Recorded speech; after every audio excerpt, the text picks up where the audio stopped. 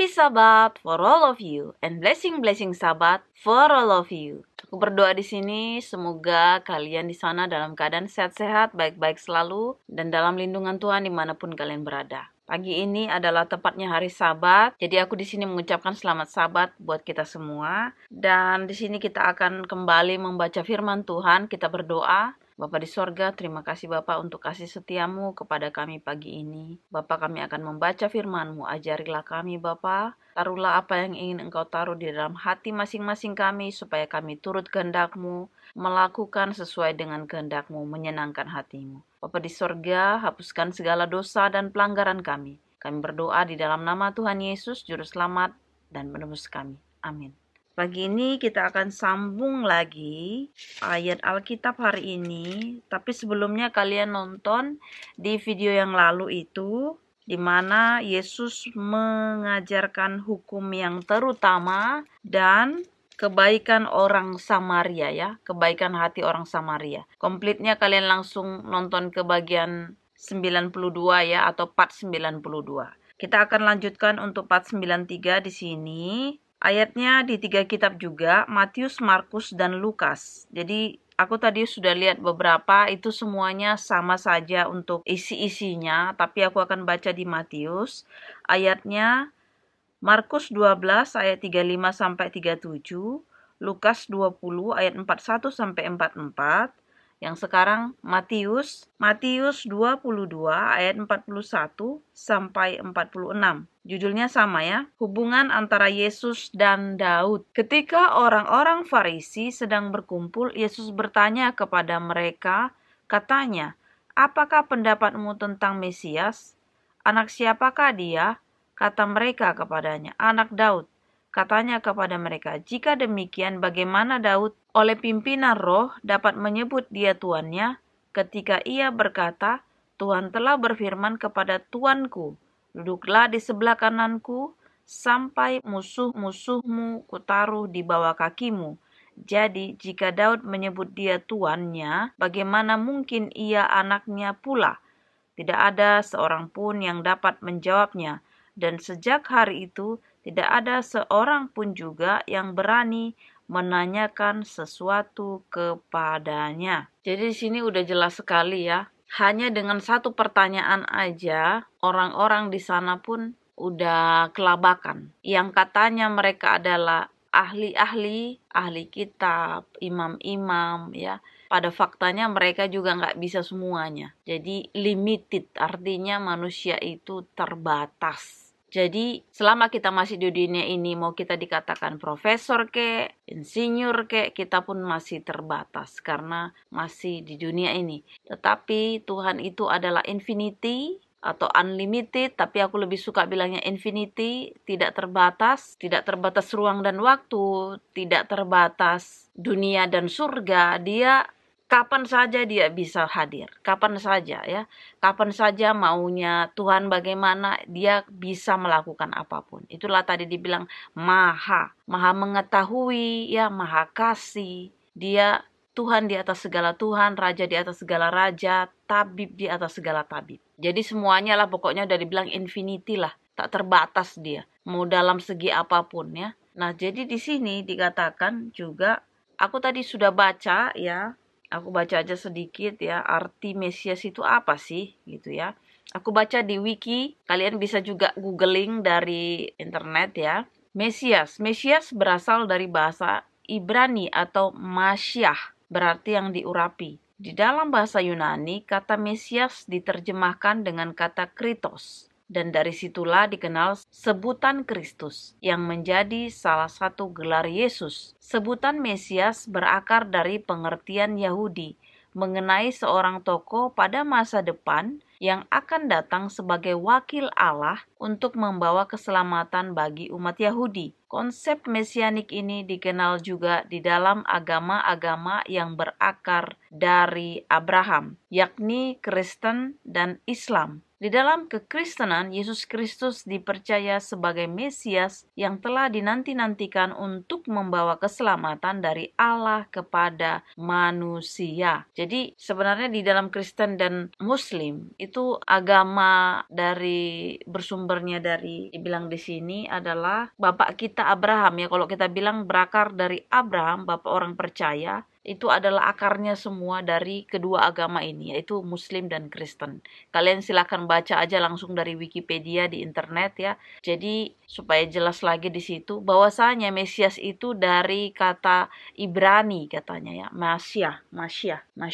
Ya benar, Masyah. Berarti dia itu adalah yang diurapi. Masyah, yang diurapi. Kalau kalian baca selanjutnya itu, ibaratnya dia di situ dikatakan bahwasanya dia adalah orang yang menyelamatkan bangsa Yahudi. Jadi seperti orang itulah nanti yang membawa harapan, secerca harapan lah ya kepada orang-orang yang ibaratnya mengalami penderitaan, mengalami ketidakadilan. Jadi di situ dikatakan bahwasanya Yesus bertanya kepada orang Farisi ini, siapa Mesias itu? Kata mereka, Mesias itu adalah anak Daud. Secara biologi atau secara kemanusiaan, memang dia adalah keturunan dari Daud itu sendiri ya. Tetapi kan kita sudah tahu historinya Tuhan Yesus, lahirnya itu bukan dari hubungan suami istri. Tetapi disitulah malaikat Tuhan datang menyampaikan kabar baik kepada Maria, bahwasanya Maria akan mengandung dari Roh Kudus. Dari Roh Kudus yang akan masuk ke dalam rahimnya si Maria, bukan dari hubungan suami istri berbeda. Tetapi karena si Maria ini tunangannya si Yusuf dan pada akhirnya setelah Yesus lahir, ibaratnya kan merawat Yesus. Jadi kayaknya kan ya bapaknya Yusuf dan ibunya Maria. Artinya secara manusia yang kita lihat itu ya kedua orang tuanya itu ya Maria dan Yusuf. Dan Yusuf itu keturunan dari Daud, makanya dibilang dia anak Daud, ya, dari nenek moyangnya. Tetapi kembali lagi ke asal muasalnya Tuhan Yesus, dia tidak dari bibitnya Yusuf, bukan hubungan suami istri, ibaratnya seperti itu, tidak terlek seperti aku, mamaku sama bapakku hubungan suami istri, jadi aku lahir. Jadi aku ini manusia daging ya, berbeda dengan Tuhan Yesus kita. Dan Yesus Kristus adalah penyelamat kita, Mesias. Makanya dia disebut Mesias, dia yang diurapi ya. Dia yang diutus Tuhan kepada umat-umatnya menyelamatkan, dan bukan hanya bangsa Yahudi saja, kepada seluruh dunia. Karena di dalam Yohanes 3 ayat 16, karena begitu besar kasih Allah akan dunia ini sehingga ia mengaruniakan anaknya yang tunggal, supaya setiap orang yang percaya kepadanya tidak binasa, melainkan beroleh hidup yang kekal. Jadi Tuhan sudah mengukuhkan bahwasanya dia akan mengirimkan anaknya yang tunggal itu, yaitu Yesus Kristus, lahir ke dunia ini. Seperti aku bilang, gak mungkin Tuhan Yesus itu langsung jatuh gitu dari atas surga. Ya kan orang pasti bingung, heran. Nah, bagaimana Tuhan Yesus supaya dia sama-sama dengan manusia ini? Ya dia harus lahir melalui rahim seorang ibu. Tetapi dia tidak sama dengan kita. Ya, karena dia adalah 100% Tuhan dan 100% manusia. Tidak mudah untuk dimengerti. Ya memang benar, karena pengertian manusia ini terbatas. Tetapi kita mempercayai itu dengan iman kita. Makanya Tuhan mengatakan, bahkan kamu mempunyai iman sebiji sesawi, kamu bisa memindahkan gunung ini, berpindahlah, beranjaklah. Bahkan kamu bisa juga menyembuhkan dirimu sendiri dengan menyebut nama Tuhan Yesus, dengan percaya kepadanya, bahkan mengusir setan dengan menyebut nama Tuhan Yesus, percaya kepada dia, mempunyai hanya iman sebiji sesawi ya. Sekecil apapun iman kita, Tuhan lihat. Tuhan kamu harus orang kaya, kamu harus orang banyak duit, kamu orang harus cantik, terkenal dan sebagainya. Siapapun kita di sini, Tuhan Yesus sayang kepada kita. Siapapun kita di sini, mau orang mengatakan kamu jelek, kamu tidak bermanfaat, kamu tidak kaya dan ini dan itu dan sebagainya, kamu berharga di mata Tuhan. Oleh sebab itu, karena kita berharga, dia mau rela turun ke dunia ini menyelamatkan kita dengan mengalami penyalipan itu, Tuhan menyelamatkan kita. Darahnya tertumpah di kayu salib. Karena apa? Karena menyucikan kita dari dosa-dosa kita. Darahnya itu menyucikan kita dari dosa-dosa. Hanya itu jalannya. Tidak ada yang bisa, mau perbuatan kita baik sebesar apapun, tidak akan bisa menyelamatkan kita diri sendiri. Semuanya itu hanya kasih karunia Tuhan. Bukan karena kehebatan kita, bukan karena usaha kita. Semuanya karena kasih karunia Tuhan. Kasih karunia Tuhan itu siapa saja bisa memiliki, siapa saja bisa menerimanya, asal engkau buka hatimu. Engkau buka hatimu, engkau terima Yesus sebagai juru selamat, karena Dia yang akan memulihkan kehidupanmu, menyembuhkan tulang-tulangmu, menyembuhkan dirimu, jiwamu, ya.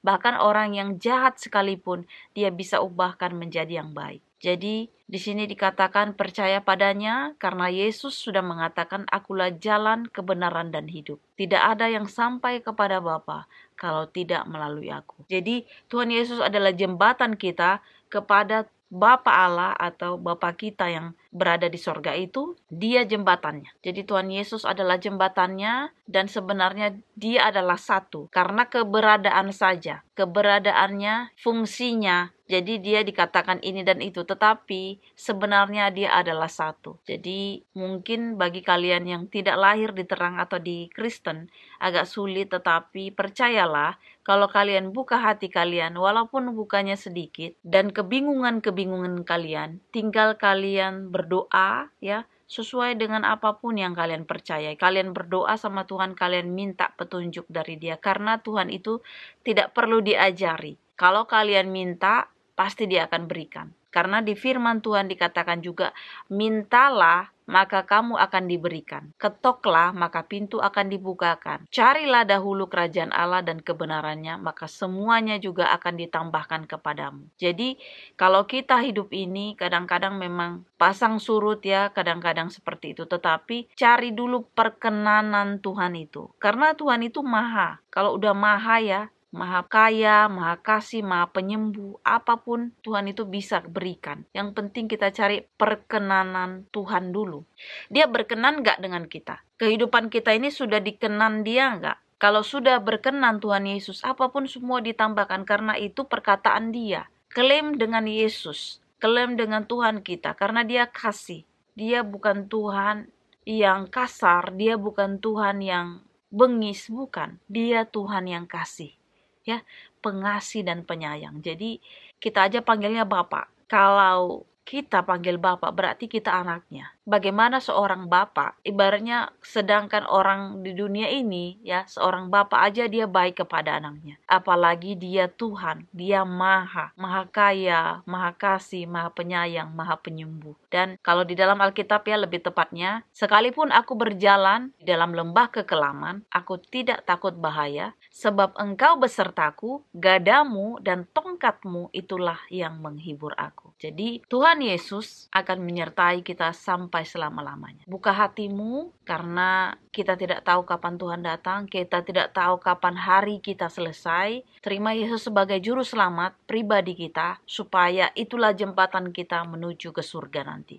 ke kerajaan Allah itu, ya. Jadi jangan keraskan hatimu, open your heart and accept Jesus as your Savior. Dan Dia akan memulihkan semua kehidupanmu. Tetap percaya, jangan bimbang, jangan ragu. Inilah doa dan harapan kita. Kita berdoa. Terima kasih Bapa di sorga, puji dan syukur kami panjatkan, ya Tuhan, untuk hari Sabat-Mu, ya Bapa. Bapa, biarlah Engkau mencurahkan berkat hari Sabat kepada kami masing-masing. Bapa, anak-Mu berdoa buat orang-orang yang belum menerima-Mu. Buka hati mereka supaya mereka selamat pada saat kedatangan-Mu yang kedua kali. Bapa di sorga, begitu sulitnya kadang-kadang mungkin bagi orang-orang yang tidak lahir di terang. Tetapi biarlah Engkau penuh kasih, biarlah Engkau membukakan pintu hati mereka supaya mereka mengenal siapa Engkau. Bapa di sorga, terutama anak-Mu berdoa buat negara Indonesia. Pulihkan, ya Tuhan, berkati orang-orangnya, buka hati mereka supaya mengenal kasih karunia yang berasal daripada-Mu saja. Terima kasih, ya Bapa. Sepanjang hari Sabat-Mu ini, biarlah Engkau berkati kami, Bapa. Jauhkan kami dari segala mara bahaya, dan biarlah lepaskan kami daripada yang jahat. Karena Engkau yang punya kerajaan dan kuasa dan kemuliaan sampai selama-lamanya. Terima kasih, ya Bapa. Dalam nama Tuhan Yesus kami berdoa. Amin. Terima kasih sudah mendengar firman Tuhan ini. Sampai jumpa di besok pagi. Tuhan Yesus memberkati. Amin.